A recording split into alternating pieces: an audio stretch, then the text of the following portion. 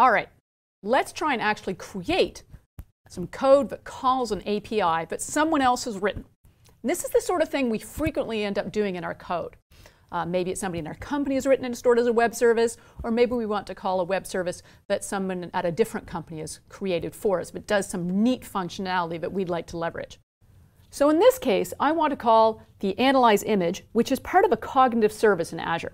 So if I bring up the documentation, and remember, it's often going to come back to go look for the documentation, do a search. It tells you how to first create the service, because remember, I'm going to need that key so that I can call it. And the way you do that with this particular one is you have to create the service first.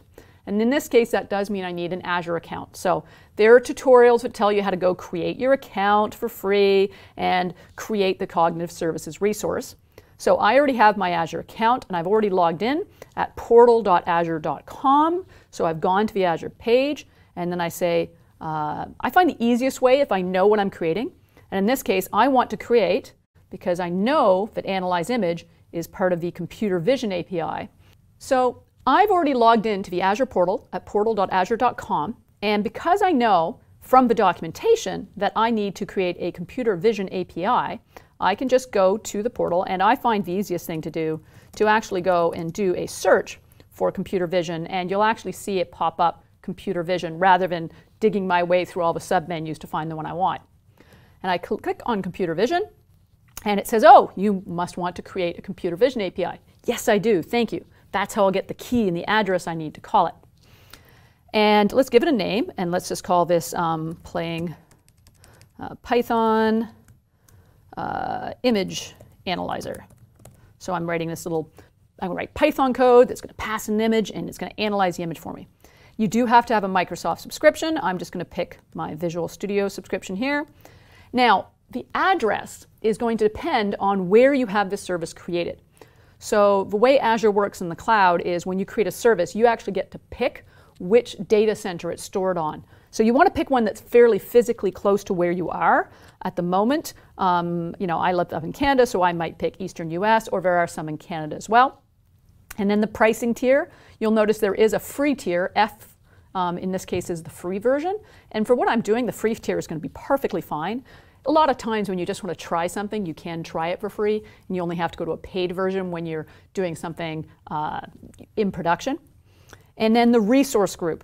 A resource group is kind of like a file folder which keeps your stuff together. So when you're creating multiple resources in the cloud, multiple services, you can put them in one resource group, and that way you know where they're all located to delete them or modify them later. So I actually, let's just create a new resource group called Resource Group Python Fun. So I'm just going to create a new one. And then if I do anything else later, I'll just keep it in that same resource group. So think of it kind of like a project folder. So I can create that, and then what's going to happen is it's going to create that subscription, but for the sake of simplicity, I have already got one that's created. Once it's done, I can actually go to my all my resources, and I will actually say, whoops, no, I don't want to leave that, thank you very much. It is validating. Oh, it's still checking to make sure it's good. Okay, there we go. So it's going off and creating that service for me. Now, once it's created the service, I want to go to the overview page. That's the most important page for me to be able to call it, because what will happen is when I go to the resource and I go to overview, it'll tell me the address of where that service is located and the key I need to call it. Remember, those were two of the things I needed to call a service. So here, the endpoint, that's my address. So in this case, I picked East US, so it's eastus.api. That's how it knows which of the various addresses. Remember all the different addresses we saw here? The one that you use depends on where you create the service. And here we have that manage keys. So if I click on show access keys, it will actually give me the keys here, and I'll be able to copy and paste them. There we go. There's two different keys I can choose from. Doesn't matter what you use. And I can just copy that.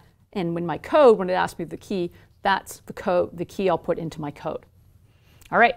So now I have a web service ready to call. Now I need to go to my Python code and actually call it, see something happen. So what I've done here is I've got some code, and I'm just going to walk you through it. And this is in the GitHub repository, so you'll be able to download a copy of this code, play with it yourself, create your own service, and explore it. This is one you really want to spend some time playing with. You'll see some familiar commands. I'm importing that request library. That makes it easier for me to make my HTTP calls from Python. I'm importing another one called JSON. I'm going to talk more about JSON in the next module, but the data that comes back from the service I called is in format called JSON. So I'll talk more about that next module, but I just need that for holding the results come back. I've already copied and pasted my subscription key over. That I'm going to need to have so that Azure knows I have permission to call this analyze image. I have my address.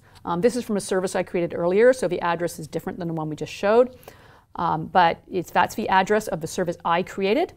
And the address in this case, you also have to specify that it's analyze, because this is the address of the computer vision API, and I need to specify that I want to call the analyze function of the computer vision API. How do I know that? Guess what? You know a way I know that? It's because I looked at the documentation. So you can see here that when you call it, you'll see here it says request URL. You'll see it says analyze. So here's the address. The only thing that changes is the server name, and analyze is the name of the method. So always in the documentation, I find this stuff out. Let's go back to our code. Keep going through and see what else we can figure out. So we have the address. So we know where we're calling. We have the function name.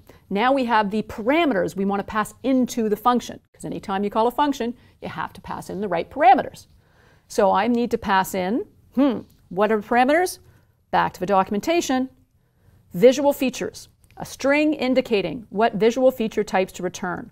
Multiple values should be separated by commas. Valid values include. So this is basically saying when I ask this function to analyze an image, I have to tell it what information I want back. Do I want to know the colors that are in the image, a description of the image, if there's faces in the image, what objects are in images, or tags that are in the image? So I've chosen to say, give me back a description and the color. So those might be the ones. You could add more, take away less, and change those. And I've also decided that I would like to have it back in English. So I would like, if it says there's a bear, I want the word bear in English. So I've specified my parameters. Now, in this case, I have to pass in that actual image that I want to analyze. So I actually have a subfolder that I've created on my computer, and I'll have that in the GitHub for you as well. And it's called a polar bear. So it's just a picture of a polar bear. Actually, if I open it up, I can put that into an image object. So I'm doing some Python here. This is a little bit new. If you look up, this is the open command. It allows you to open a file and put it into an image object. So I can pass that image to the function. Now I also have to pass in those HTTP headers. That was something else I had to do. And in this case, what do I pass in? Check the documentation. What do I need for the headers? There we go. I need the content type. And the content types can either be JSON or octet stream or multi-part form data. These are the content types I can choose from. And basically that just indicates, am I passing the image as here's the address of the image on the web, or no, here's the actual image. And if you're passing the actual image, that's octet stream. So you'll notice my content type is set to octet stream. The key is the key that I entered earlier. I've just put it there. And by the way, right now I've just put the subscription key in the code. Not a best practice. I'm doing it so you can follow my code and play with it. But if you had that key, if I kept this key and you knew it, you could call it and call the web service and I'd be the one paying for it. Not the way I want things to work. You basically using, it's like me giving you my house key. You can come to my house and open the door. If I give you my API key, you can go to this API and pretend you're me. So I don't want to do that. I want to protect it. Christopher's going to show you the right way to store your API keys in an upcoming module. So make sure you watch that one. So now I have all the information I needed. I have the address. I have the headers. I have the parameters. Now I'm ready to call this web service out there somewhere, well, on the data center. So I call request.post. And I pass it the address. I pass it the headers. I pass it the parameters. And I pass it the data that I've just set up. I've got an extra line of code here that I find is really useful. What this raise for status does is it basically says, if when I call that web service something weird happens and I get an error, please raise an exception so I can handle it just like any other Python error. Because that allows me to do my try finallys and things like that in my code, which you learned in the error handling. So that allows it to raise the errors like an exception in my code. So I can handle it the normal way. And all I'm going to do for now is I'm just going to display the results on the screen. Don't worry too much about this code. We're going to talk more about JSON shortly. But if I'm lucky, then when I go here now, all that code, but what's amazing is when I'm done, call api.py, and hopefully it's now actually going off to a server somewhere out there, checking my key, making sure I have permission, passing in the image, and coming back and saying, hey, here's a bunch of information about that image. Wow. All right, we've successfully called a web service. How to understand that data that came back? We'll cover that in the module on JSON.